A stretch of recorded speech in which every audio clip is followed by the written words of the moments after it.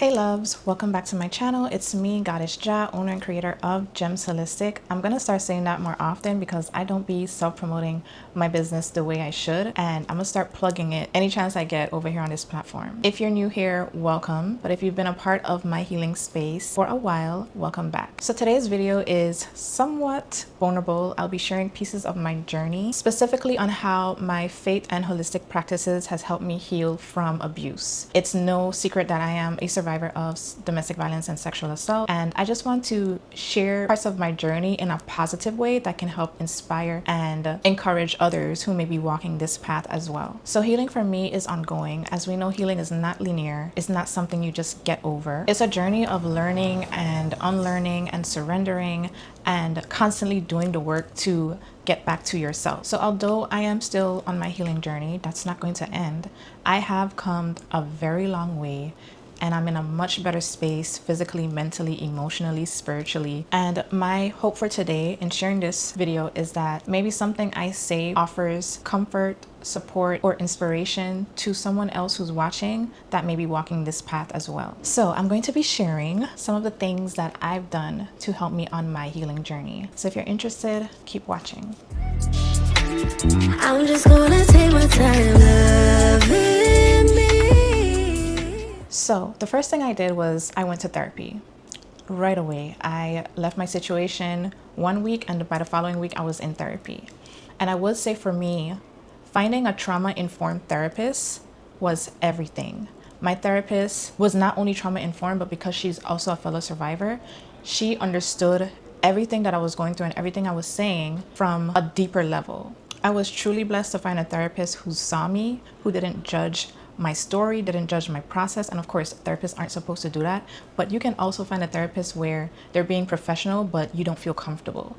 So not once did I feel uncomfortable, judged, or felt like I needed to hold back. Therapy gave me the space to unpack the layers of guilt, shame, and fear that I was silently holding. It reminded me that it's okay to ask for help, because at the end of the day, healing doesn't have to be done alone. And it's never about pretending that you're okay, but more so admitting that you're not. There's so much power in that, and therapy helped me come to that realization. Number 2, journaling. Journaling is something that I have used as an outlet for majority of my life. But when in a toxic situation, I kind of stopped in a sense. I had to find my way back to journaling because it was a type of outlet that I found brought a lot of ease and peace to my mind and soul on those days where it was just too heavy. So writing was a safe space for me. It was a space where I can release everything without having to think about if someone is judging me, because it's just me and my thoughts on paper. So the key was allowing myself to feel all of my emotions, feel everything, but not stay in that space, not actually live in that. I would cry, pray, and just write. And over time, I noticed how my writing shifted and transformed from pain to more of a peace. It's kind of like a way to, I guess, track your healing, so to speak. And journaling for me transformed from grief and survival to gratitude. And yes, I still have my days where I need to just let it all out, but my journaling has allowed me to really let go of a lot of silent words, if that makes sense, that I was carrying. Tip number 3. The third thing that I did was focus on faith and rebuilding my spiritual connection. I can honestly say that my faith was not dead, but definitely dampered. So it's not even that I didn't trust God. It's not that I didn't believe in God. In fact, even back then, I knew that it was God who got me through what I went through. However, I felt like it was a punishment. I felt like I did something to deserve what I went through. And I had to rebuild and reconstruct my connection to my faith and my spirituality from scratch. Because what I was feeling, it was heavy. You know, when it came to my faith and spirituality, it was heavy, and it shouldn't feel like that. So I had to reevaluate why I was feeling like that and pretty much work on my relationship with God. With my faith and spiritual connection being at an all-time low, I questioned everything. I really did. I couldn't understand how someone who claimed they love me can put me through so much hurt and pain. But through prayer, scripture, meditation, and spending a lot of time in nature, I really started to feel God's presence in my life again on a deeper spiritual level. I realized that even in my darkest moments, God was always right there with me.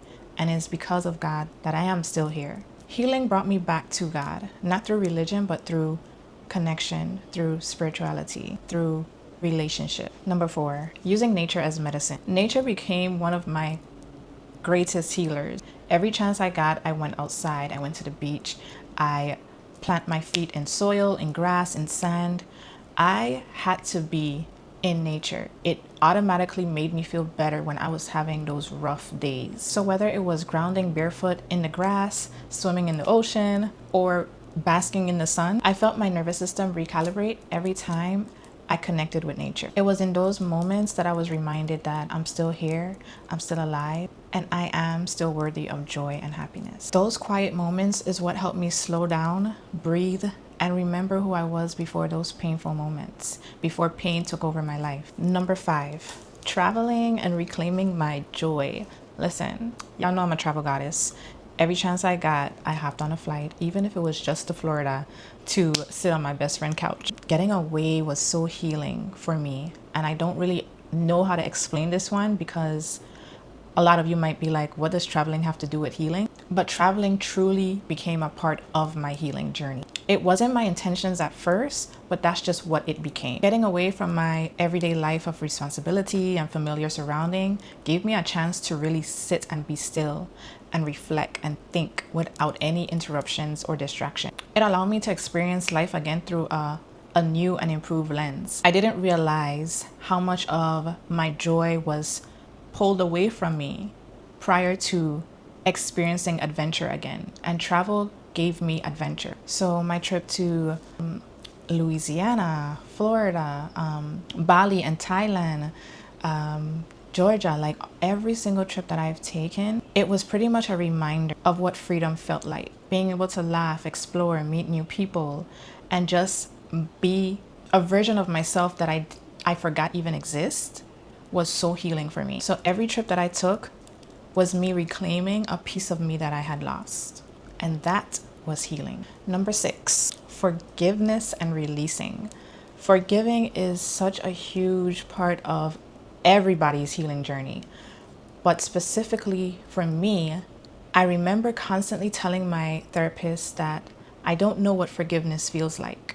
It's something I struggled with for a long time, longer than a year, longer than 2 years. It took me a very long time to really and truly understand what forgiving the person that caused me so much pain would feel and look like. So yes, forgiveness was one of the hardest part of my journey. It was also one of the most freeing parts of my journey. And I just want to be clear. Forgiving does not mean forgetting or excusing what happened. It just simply means freeing yourself and no longer wanting to be emotionally chained to what happened to you and who did it. One of the most important people that I had to forgive was myself. And that is something that I actually recently did. Truly forgiving myself for staying, forgiving myself for not knowing better, forgiving myself for surviving in a survival mode for so long. Forgiving for me was truly an act of faith. It was me handing everything over to God and telling him to heal what I can't. And I would say that was one of the hardest parts of my journey. Forgiveness. Number 7, body healing and self-care rituals. So another big part of my healing was reconnecting with my body. As a victim of sexual assault, this is a very sensitive topic because I started off in a space where my body had no desire. I didn't feel feminine, I didn't feel sensual, I didn't feel sexy, I didn't desire to be touched in any way. My body shut down. And this is what you would call normal for people who have had such traumatic experiences. Sometimes their body just doesn't feel like a safe space anymore. However, through womb healing, through herbal baths, spiritual baths, yoga, and a whole lot of self-care rituals, I began to nurture myself and nurture my body back to life. I began to feel sexy and sensual again. I began to desire to be touched and loved physically and want and crave intimacy. But it was the small things that ignited that in me again. Something as simple as lighting a candle and dimming the light, sipping on my herbal tea, she ready, shameless, and give my body permission to rest. reminding my body that I'm no longer in survival mode, reminding my body that I'm in a safe space now, and reminding my body that like I deserve to be loved and not punished because it's not my fault. So that was actually a very interesting journey for me. But let me tell you, on the other side of that was pure bliss. I've had amazing intimacy experiences since then, and I no longer hold on to that shame and fear and guilt as it pertains to my body and what happened. Okay, tip number 8, setting boundaries and redefining love. So healing also taught me how to set boundaries without guilt. So peace became my standard. In one situation, I found myself going back down that road of feeling obligated or putting someone's feelings before my discomfort. But I realized, and I pretty much had to learn and remember that I no longer had to tolerate energy that drained me or made me feel unsafe in any way at any time. I reminded myself that love is gentle. You know, love is patient, love is kind, love does not hurt. And whenever any of those things are present, love no longer lives there, and it's time to walk away and remove myself. So now I lead with discernment, not desperation. I don't force, I don't chase, I don't beg, none of those things. If it's not bringing ease, comfort, love, and safety to my life, I kindly remove myself, because you don't have to, everything doesn't have to end negatively. If you notice this is not something that you want, it's okay to remove yourself respectfully. And I have this saying that my mantra is to lead in love and leave in love. And that's what I've been doing. I'm so happy that I was able to get back to that part of me, because after experiencing such traumatic events, it's easy to fall back into that pattern of toxic love or being in something or with someone just because it's familiar. So that is something that I had to redefine for myself. Number 9, purpose and transformation. Finding my way back to my purpose and transforming my life into the reality that I wanted it to be. So looking back now, I realized that my pain became my purpose. So what I went through was not only a lesson in life and love, but it was also a lesson in divine alignment. So I'm always praying that I'm walking in my purpose and I'm doing what God sent me here to do. And through my healing, through doing the work to transform my life, I realized that God used what tried to destroy me to help me rebuild my platform of healing, redefining what my business means. You know, 𝐬𝐮 Holistic is not just a skin care product. I'm not just a brand. It's a lifestyle. And I always wanted 𝐬𝐮 Holistic to be more than the physical. So being able to support other women through 𝐬𝐮 Holistic, through womb wellness, through building community was actually a blessing. Everything that I've been through has molded me into the version of myself that I am today. And my passion for womb wellness has deepened way more than I could have ever imagined. Sorry, my camera died, but I learned that everything that I went through was preparing me to walk in this calling, to help other women remember their power, their worth, and their divine connection, not only to their womb and to their bodies, but to God. And that's the work that I want to do. That's what I want to pour my energy into. And that's what 𝐬𝐮 Holistic is all about. It's not just about the physical products. And yes, the products are amazing, but it's about the intentional work that we do on a daily basis to heal ourselves, mind, body, soul, spirit, in the most intentional way that we can. I'm going to share one more tip, number 10. I want women to know that healing is not just about what you do physically, right? And although doing things like going to therapy and journaling and sitting in nature are all things that helps with your mental, emotional, and spiritual healing as well, I want women to remember that sometimes you have to dig a little deeper. Sometimes you do need to seek other means of healing to help really unblock or break any negative or detrimental ties that may be on you. Spiritual healing is very vast, and I'm not going to get into detail about that. However, seeking spiritual guidance and healing is one of the things that I also did, because every time I removed a layer, every time I came to a breakthrough in my healing journey, there was something inside that was nagging at me, that just kept saying that like, there's something there, there's something else that I can't see, feel, or touch. And I had to seek help. And I did. And I am so happy that I did, because I see the difference, I feel the difference, and I'm walking in the difference. And if you have known me or have been following me from the time I came back or moved back to St. Croix back in February 2022, if you look at the videos that I post back then and the videos that I'm posting now, I'm very sure that you can see the difference as well. Don't be ashamed. Don't be scared. Like, we know our body more than anyone else does. And if you feel like something is wrong and is not something that a doctor can fix, is not something that some herbal tea can fix, is not something that going to therapy can fix, if you feel that there's something deeper rooted inside of you that you need help healing, don't be afraid to seek that guidance, okay? Yeah.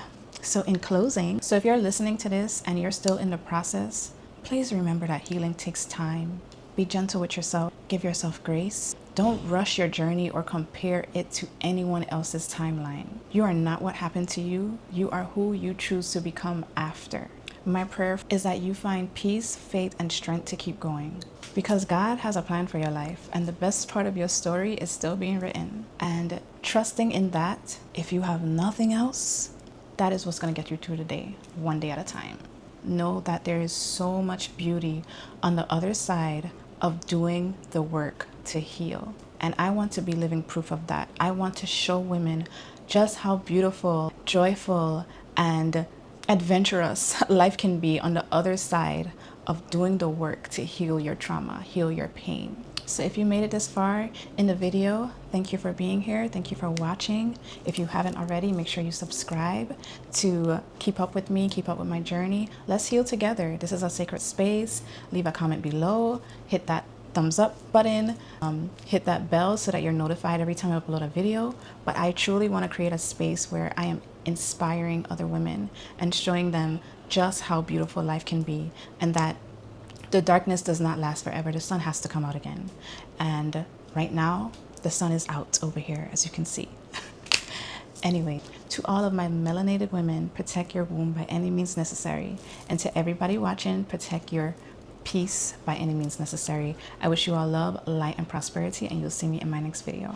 Peace. I'm gonna take my time.